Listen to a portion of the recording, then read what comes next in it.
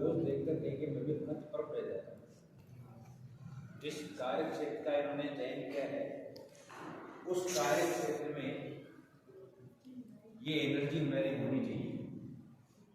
इनकी तत्वों के पीछे जो सार गर्भित एक पद आता है वो भी अगर आपके सामने बोलूं तो ये है इनका कहने का तो मैं सारांश है कि विद्या दिलाती विनियम विनियादिलाती पात्रताम और पात्रतात धनम प्राप्त।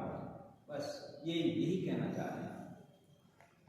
इनकी भावों को समझिए और थोड़ा सा जिंदगी के प्रति जो आपका उद्देश्य है उसको आप संदर्भित कीजिए अपने विचारों से। कारण यह है कि वर्तमान में जो यूथ जो हमारे संपर्क में नहीं है ऐसी बात है। जब भी मैं केकड़ी से आता हूँ फिर मैं आपके सामने बात रखता हूँ तो मैं कहीं कहीं बात बैठ जाता हूँ उस चाय की थैलियों के बीच में जहाँ अधिकतर जो 12th क्लास या BA करने के लिए कहीं जगह अलग अलग विश्वविद्यालयों में महाविद्यालय में जाने वाले तो मैं वहाँ यह देखता हूँ कि जब मैं बैठता हूँ तो उनको पहले ही उनकी ऑर्डर ही होता है मुझे एक सिगरेट दे दे, मुझे बीड़ी दे दे।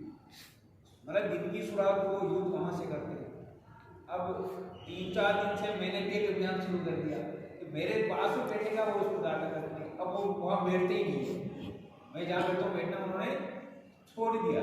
तो मैं आप लोगों से कहना चाह रहा हूँ कि जिंदगी में इस प्रकार के ड्यूरेशन को आप कर दो मत करना और बाकी पढ़ाई आगे पीछे कर लेना, लेकिन ड्यूरेशन का शिकार अगर आप अभी से हो गए तो आपकी जिंदगी बर्बाद होने से कोई भी नहीं रोक सकता। आपकी गार्जियन भी नहीं, गार्जियन से आप ये कह के आते हो कि मैं पढ़ाई करने जा रहा हूँ अध्ययन अध्यापन करने जा रहा हूँ, लेकिन वहां जाकर के आप जिंदगी की शुरुआत इस प्रकार के सिगरेट के साथ करते हो तो बड़ी मूर्खता कर रहे हो अपनी जिंदगी को।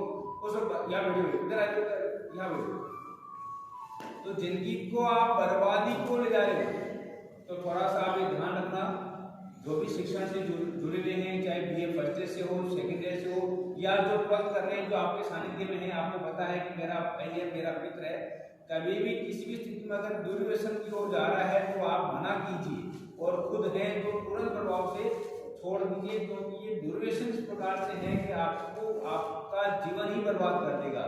परिवार वालों का तो आप क्या करोगे तो कुछ पता नहीं है, लेकिन आप पहली प्राथमिकता के साथ अपने जीवन को बर्बादी को ले जा रहे हैं। तो आप ये थोड़ा तय कीजिए कि हमें शिक्षण की परंपराओं को, शिक्षण के नियमों को, शिक्षण के उद्देश्यों को जो आपने कुछ सोच रखा है उस सोच के साथ आप महाविद्यालय में प्रवेश कर रहे हो, उस सोच को साकार करने का समय भी आपका है। तो आप थोड़ा अपने कार्य का निर्धारण सही तरीके से कीजिए और अपने जीवन को एक आयाम प्रदान करो। मैं जो बात कह रहा हूँ प्रत्येक कदम का विचार करने की आपको जरूरत है, सोचना जरूरी है, क्योंकि वर्तमान में जिस प्रकार हम मल्टीमीडिया का प्रयोग कर रहे हैं, मोबाइल का प्रयोग कर रहे हैं, सही यूज तो बहुत कम करते हैं, मिसयूज को ज्यादा कर रहे हैं और यही परिणाम है कि हमें पॉजिटिव रूप नहीं मिल पा रहा है, हमें वो तथ्य नहीं मिल पा रहे हैं, हमें वो विचार नहीं मिल पा रहे हैं, तो हमें मिलने चाहिए। तो कम से कम आप मोबाइल का यूज जितना जरूरत है उतना ही कीजिए, नहीं आवश्यक तो अभी आपको कोई जरूरी नहीं है मोबाइल का प्रयोग करने का। केवल स्टडी मटेरियल को समझ आप उसको यूज लीजिए, बहुत अच्छा है इसमें अगर आप यूज करते हो तो। स्टडी मटेरियल बहुत सारे ऐसे वांछनीय जो आपके उपयोगी है तो इसमें बहुत सारा है, इंटरनेट में आप बहुत सारा पढ़ सकते हो, लेकिन मिसयूज करना शुरू कर दिया तो आपका जीवन खराब करके रख देगा। और एक साइकोलॉजिकल बीमारी जिसको बोलते हैं एंजाइटी डिप्रेशन का शिकार हो जाओगे आप बहुत जल्दी। ज्यादा अगर इसको पास में ज्यादा यूज करना आपने शुरू कर दिया तो ये आपके लिए बीमारी हो जाएगी। आप मोबाइल के बिना भी रह ही नहीं सकते हो और स्थिति ये हो जाएगी कि हॉस्पिटलाइजेशन में अगर इलाज करने जाते तो वहां भी इलाज संभव नहीं इसका।